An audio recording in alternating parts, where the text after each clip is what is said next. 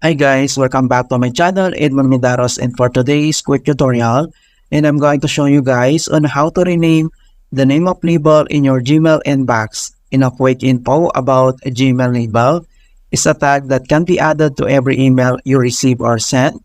You can also add them to drafts. These labels can be used to keep your inbox organized. They are similar to folders, however, unlike folders, you can apply more than one label to a single message. Alright, so without further ado, and let's go ahead. Ang next step ay open lang natin ang ating Gmail account and then click mo lang itong Gmail. And then ang next step ay dito lang sa left side, makita mo dito sa baba yung labels, ito siya.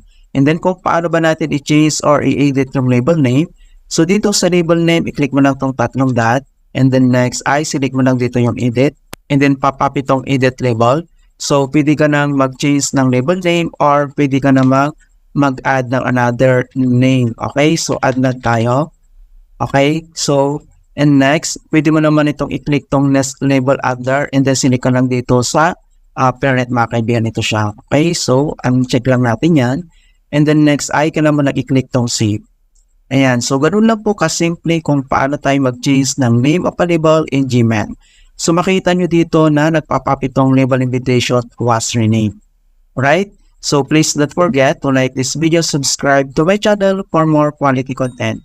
Thank you guys and see you in my next tutorial.